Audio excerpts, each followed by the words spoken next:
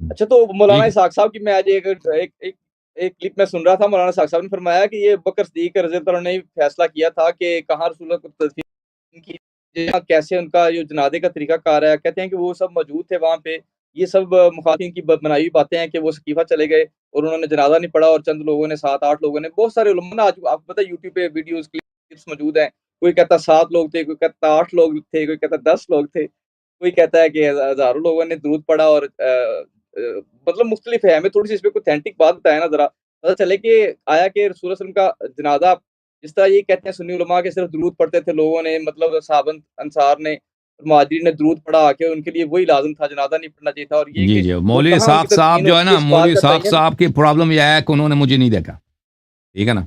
انہوں نے پنجاب اوکے کے ذاکرین کو دیکھا، پنجاب میں علماء مثلا کس کو دیکھا، ساجد علی نقوی کو دیکھا. ساجد علی نقوی بیچارے کو کیا آتا ہے؟ آپ یقین جانے ساجد علی نقوی جو یہ لوگ ان جو کا انہوں نے یہ بیان کیا ہے ہاں اہل بیت کی ہاں شان میں پاکستان میں کسی آپ مولوی، اس طبقے کے مولوی نے بیان نہیں کیا، ان کا سارا ہاں گروہ ان کے خلاف ہو گیا تھا سر. ہم۔ تو یہ جو باتیں شیعوں کے خلاف اس نے کی ہے، وہ سب اس نے اس کا واسطہ مجھ سے نہیں پڑا تھا. اگر مجھ سے پڑ جاتا وہ بھی مجھ سے چھپ جاتا، کیونکہ مجھے پتہ ہے مولوی صاحب میں اتنی وہ تو جرأت بڑا نہیں تھی کہ احترام وہ کرتے شیعہ علماء کا، وہ کہتے ہیں میں نے ساری کتب ہم۔ پڑھی ہیں، وہ کہتے ہیں ان کے اور لوگوں نے سن لے لکھا، بھائی، سن ان لے، کے وہ کابرین نے اس میں لکھا ہے، اس لوگ میں کیسے اتنا باہر جرأت آئے. نہیں تھا جیسے دوسرے علماء ہیں کہ وہ آ کے حق کی تصدیق کریں کہ یہ حق ہے. وہ بہانہ کرتے کچھ کہ اللہ یار یہ گالی دیتا ہے، یہ دیتا ہے، اس لیے میں اس سے گفتگو نہیں کرتا. بہرحال یہ نہیں نہیں، آپ کتاب ہے بڑے عزت سے کیسے المصنف. بات کرتے ہیں، آپ گالی نہیں اور دیتے سن لے بالکل بھائی، بھی. کتاب المصنف فی جی سر. الاحادیث والآثار جزء 7 چاپ دار التاج سن 1989 میں چھپی ہے. ملاحظہ فرمائیے. عن ہشام حدثنا ابن نمیر عن ہشام ابن عروہ عن ابیہ.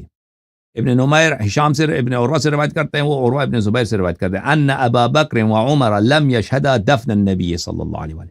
ابو بکر اور عمر نبی صلی اللہ علیہ وسلم کے دفن کو انہوں نے نہیں پایا، نہیں دیکھا.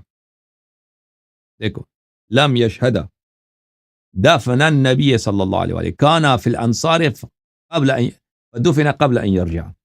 وہ سقیفہ بنی ساعدہ میں تھے، اس سے کہ وہ وہیں پہ تھے، اس سے پہلے کہ وہ آ جائیں وہ نبی صلی اللہ علیہ وسلم دفن ہو چکے تھے. اچھا، یہ سند کیا ہے بھائی؟ ملاحظہ فرمائیے، یہ سند جو میں نے یہاں پہ مصنف ابن ابی شیبہ سے پڑھا ہے آپ کے لیے، میں اس کو فل پیج کرتا ہوں تاکہ سب کو نظر آئے. بھائی یہ دیکھیں بھائی، یہ سند یہ ہے. ابن نمیر عن ہشام ابن عروہ عن ابیہ، ٹھیک ہے نا. ابن نمیر ہشام سے، ہشام اپنے والد عروہ ابن زبیر سے. یہ بخاری اور مسلم کی سند ہے بھائی. یہ کتاب صحیح بخاری چاپ دار احیاء التراث العربی سنہ 2001 میں چھپی ہے. حدیث نمبر 336 بخاری میں. عبداللہ ابن نمیر قال حدثنا ہشام ابن عروہ عن ابیہ. ٹھیک ہے نا بھائی. اور یہ ہشام ابن عروہ، اس کا والد عروہ ابن زبیر، یہ ابو بکر کے پوتے ہیں. اس کو جھوٹ بولنے کی کوئی ضرورت نہیں ہے کہ کہہ دے کہ ابو بکر نبی صلی اللہ علیہ وسلم کے جنازے میں نہیں تھے. صحیح مسلم چاپ دار الفکر 2003 میں چھپی ہے. ملاحظہ فرمائیے صفحہ نمبر 80 میں حدیث نمبر 226 دیکھیں. حدثنا ابو بکر بن ابی شیبہ عبداللہ ابن نمیر عن ہشام ابن عروہ عن ابیہ. ٹھیک ہے نا بھائی. کوئی بخاری اور مسلم کی سند ہے یا نہیں ہے کہ واضح طور پہ ابو بکر و عمر نے نبی صلی اللہ علیہ وسلم کے جنازے کو درک نہیں کیا. اوکے بھائی، صحیح ہے بھائی. وہ سیڈ. اب پتہ چلا نا جی جی کہ سر. مولوی اسحاق صاحب جھوٹ بول رہے تھے کہ ابو بکر عمر تھے وہاں. اچھا تو مطلب جیسے آپ کہہ رہے ہیں کیا سچ میں اللہ کے نبی کو زہر دیا گیا آخری وقت میں؟ یہ بڑی بات ہے، وہ بہت بڑی تو بات ہے عبداللہ یہ. ابن مسعود دفن، وہ عبداللہ ابن مسعود کی حدیث ہے نا، وہ تو قسم کھا کے کہتا ہے نا. میں آپ کو دکھا دیتا ہمارے ہوں. پاس تو حدیث کا نالج نہیں ہے نا ہمارے پاس، تو آپ تو ہے سراپا علم ہے نا، ہم تو آپ کو دیکھتے ہیں، آپ یونیورسٹی ہیں، آپ سے پوچھیں. یہ کتاب ہے المسند لأحمد بن حنبل چاپ مؤسسۃ الرسالہ جزء 6. اس کتاب میں یہ مسند عبداللہ ابن مسعود ہے. میں اس کتاب میں آپ کو صفحہ نمبر 115 میں لے کے چلتا ہوں. ٹھیک ہے نا بھائی. جی یہ صفحہ نمبر 115 ہے بھائی. یہ حدیث نمبر 3617 ہے. یہ دیکھو بھائی، یہ حاشیہ نمبر 2 ہے. حاشیہ سمجھتے ہو نا، فٹ نوٹ نمبر 2. اسناد صحیح علی شرط مسلم.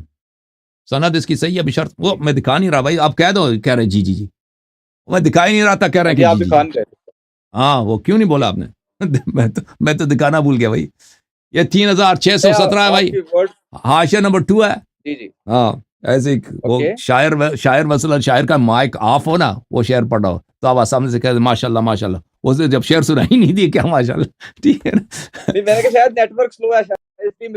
چلو حاشیہ نمبر 2 ہے بھائی. حاشیہ نمبر 2 فرمایا اسناد صحیح علی شرط مسلم. تو یہ حدیث صحیح ہے. اچھا حدیث کس سے مروی ہے؟ عبداللہ ابن مسعود رضی اللہ تعالیٰ عنہ سے.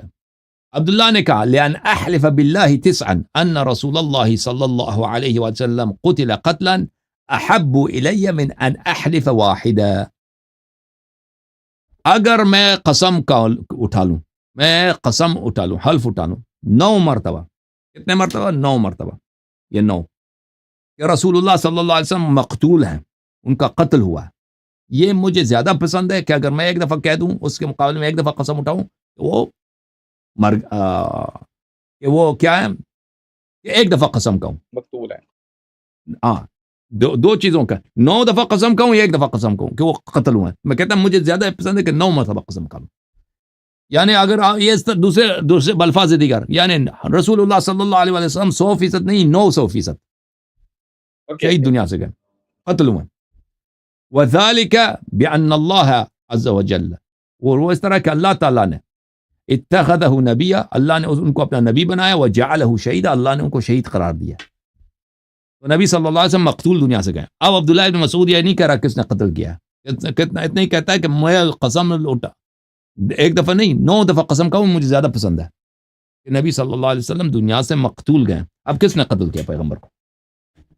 پیغمبر کو کس نے قتل کیا نا، بات یہ ہے. اب یہ کہنا، اب بتائیں یہ کہنا، ہاں اب یہ کہنا دیکھیں والی کوشش کا سلسلہ یہ کیا، ہاں بالکل. اب یہ کہنا کہ بھائی کہ وہ خیبر میں جو زہر دیا گیا تھا نا اس کے اثر سے مرے ہیں، یہ کوئی حدیث کوئی روایت نہیں ہے. یہ صرف علماء کا، ہاں خیبر میں زہر نہیں دیا گیا تھا نا. آپ سن لو بھائی، سن لو پلیز سن لو. خیبر میں یہ علماء کی کیا، علماء کا اجتہاد، علماء کی رائے، اس کی کوئی حدیث نہیں ہے. خیبر سنہ 6 ہجری کا واقعہ ہے. سنہ 6 ہجری میں نبی صلی اللہ علیہ وسلم خیبر میں ان کے لیے زہریلا والا وہ گوشت لایا تھا، دمبے کا گوشت لایا تھا یہودی عورت نے. تو اس گوشت نے شہادت دیا تھا کہ مجھے نہ کھاؤ میں تو نبی صلی اللہ علیہ وسلم نے کھایا ہی نہیں تھا. جب کھایا ہی نہیں ہے تو وہ اس کے اثر سے کیسے مر سکتا ہے؟ ان کی وہ معجزہ ہی یہی ہے ان کا کہ ان کو پتہ چل گیا زہریلی ہے اور انہوں نے نہیں کہا. ساتھ میں ایک صحابی تھا، اس نے کھا لیا، وہ اسی وقت مر گیا تھا. اس صحابی کا نام بھی کیا تھا؟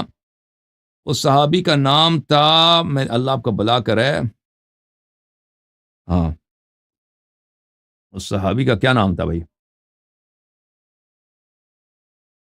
بشر ابن برا ابن عاذب، بشر ابن برا اس کا نام تھا. وہ اسی وقت مر گیا تھا، ٹھیک ہے نا. تو وہ زہر ایسا زہر تھا کہ اسی وقت مار دیتا تھا اور پیغمبر صلی اللہ علیہ وسلم نے وہ نہیں کھایا تھا. تو یہ کہنا کہ اس زہر کے اثر سے مرے ہیں، یہ ایک جھوٹ ہے، ایک تہمت، ایک بہتان ہے. تو جو بھی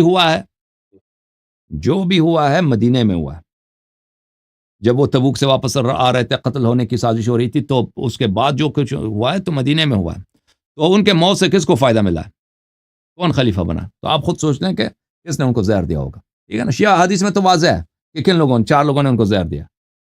شیخین نے، ان کی 2 بیٹیوں نے ان کو زہر دیا. اب شیعہ حدیث میں تو بڑی واضح ہے. اوکے میرے بھائی، اللہ آپ کو جزائے خیر. اللہ آپ کو تھینک یو. انشاءاللہ. السلام علیکم. علیکم السلام ورحمۃ. جھوم جاؤ، پرواز کرو، کیوں فخر سے سر اٹھا، کیونکہ اللہ تعالیٰ نے تمہیں انتخاب کیا. صراط حق پر صرف تم ہو، صراط ایمان پر صرف کیا، کیونکہ اللہ تعالیٰ نے تمہیں انتخاب کیا. صراط حق پر صرف تم ہو، صراط ایمان پر صرف